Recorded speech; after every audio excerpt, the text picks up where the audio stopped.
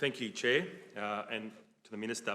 Minister, I refer to SDS page 2, budget highlights relating to the management of fire ants.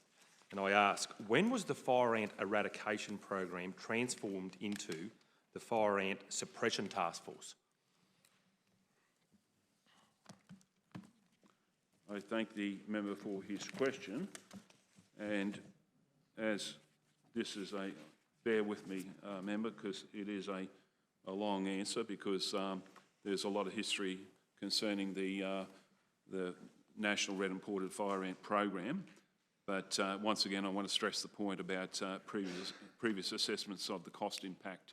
In fact, 1.65 billion per year would have cost us had we not acted. It would have reached, the fire ants would have reached far north as Mackay, far north as Mackay, far west as Longreach, and far south as Canberra. So what we did as a result, because it is a national program. One moment, Minister. Yes, Chair. The question was, when was the fire ant eradication program transitioned from to suppression? That was when, not an explanation of the program. Yeah, I understand, but it's the Minister is going to take a little bit of time to get there. I understand why you want to come to that answer as quickly as possible. I'm just allowing the Minister a bit of latitude, but I know at the when we come to time for that the fuller part of that, we will ask him for that. I can ask the Minister to continue on with the introduction before he gets to the number of the question. Like any program, they are reviewed, and on this occasion it was 2021.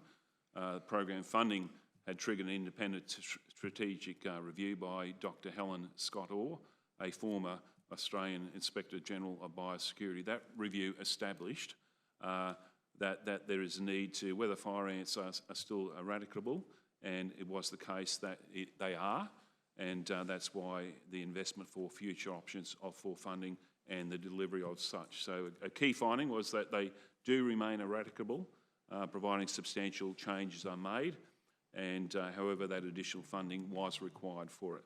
So the Program Steering Committee, once again a national program, got together in preparing a 4-year response plan from 2023-27 for Agriculture Minister's consideration. And in the interim, that funding is being brought forward for the 2022-23 to commence a more extensive eradication and containment program. So additionally, it was recommended the need for greater suppression within southeast Queensland urban areas were to occur, and current approach is responding to public reports of the fire ants is not providing sufficient suppression. So the review panel has recommended the fiscal responsibility for the suppression activities should lie outside the cost-sharing arrangements of the national program's responsibility. That's why we've taken action in terms of putting forward the 37.1 million over the next 5 years, and the purpose of that task force is to suppress them in areas adjacent to the eradication zone.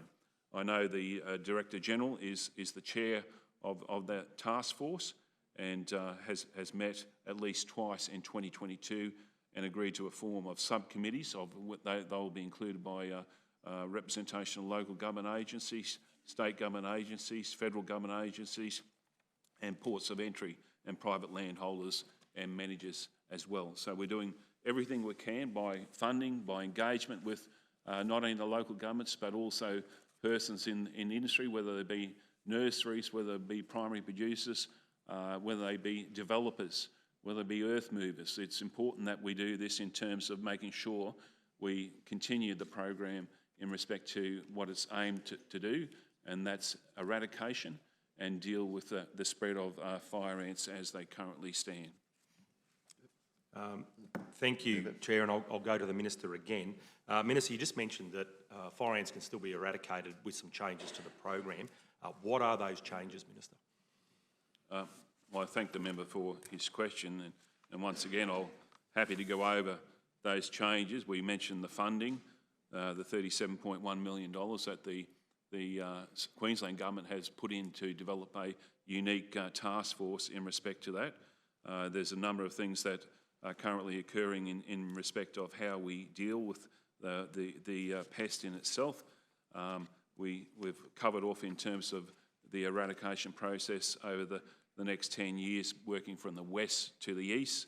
We're looking at obviously the surveillance techniques of visual surveillance, field teams, odour detection dogs, remote sensing, community surveillance and reporting. There's a whole host of things that are there to combat the spread of this particular pest.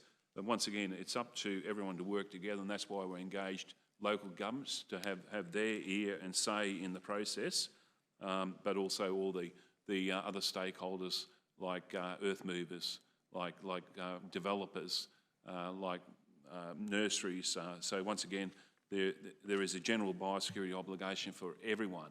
Is it the department's policy for fire ant officers to advise property owners with fire ant infestations to contract private pest control services? I thank the member for his question. I'm not certain of the nature of that question, but no doubt the engagement with the contractors, and also there's a Department of Agriculture and Fisheries staff involved in the program, and that does fluctuate given the time of the year, the weather, the circumstances at hand. But obviously there is engagement with a person that has an infestation on their property, but anything that's operational will be a matter that certainly I would not have intimate details on what a request would be on the use of particular staff in terms of engagement with a person that has infestations on their property. Yeah. Well, a follow-up to that, Chair, is, and if that is the case, why do DAF fire ant officers say, and I quote from a complaint that I got recently, "We haven't got time to be running around after these little jobs, don't have the manpower, mate." Member for Gympie, that would have been, you know what I usually say in these ones, it'd be good to have that verified. You've got a complaint there. I have a complaint directly to me. I can verify it if you're You better unsure. make it available to us there. As you know, the practice is if we've got a complaint or report of something, we do need to see that verified, otherwise that slips into the hypothetical. It's an operational question, but It just raises the concern that I've got. it does, yep. And that's why I just highlight it, because it's a serious concern, given. Did you, Member for Gympie, did you want this? We don't need to publish No, this at the I moment. prefer that it wasn't. I've Yeah, provided but to you did as you Chair. want to share that with the minister's table there? If the minister requires it, but it's a direct quote just from a complaint that I got with regard to an infestation on a property. Through you, Chair, and obviously it's difficult And I hope that it's not answer a question if I'm not familiar with the details of that, so it would be beneficial. I do understand the confidentiality if that's what the member wishes in regards to its tabling, and I'm sure that we can exclude any names on the document if that assists the committees in its deliberations of getting an answer suitable to the relevance of the question. And it's quite a lengthy email, Minister, but quite a concerning one.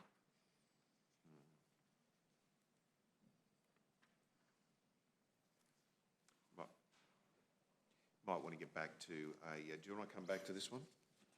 While Look, there might be some nature of putting aside the very nature of he said, she said exercise in regards to a response, but certainly if it relates to recent flooding, it may be a possibility.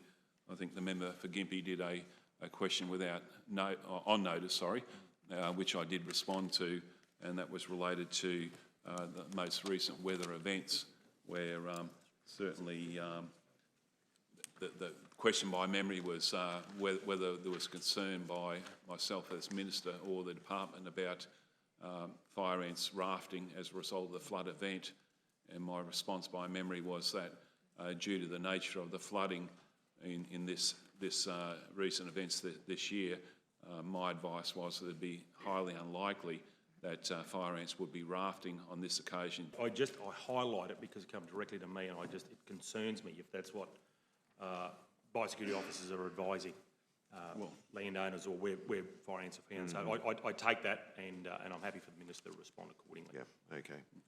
Can I just say, Chair, like the normal practice through, whether it be opposition or crossbenchers, is they write to the ministerial office. We always respond to their correspondence. One example is the member for Nanango has requested a briefing on FMD. We welcome that. We welcome more members of the opposition or the crossbench to have an understanding what is really happening out there in regards to our portfolio, and we will be briefing the member for Nanango on foot and mouth disease. At this stage, I know the CATA party has sought a briefing. We've delivered that, so I thank the party for their interest in a particular dangerous disease such as FMD, and anyone else that wishes to have that briefing, more than prepared to organise.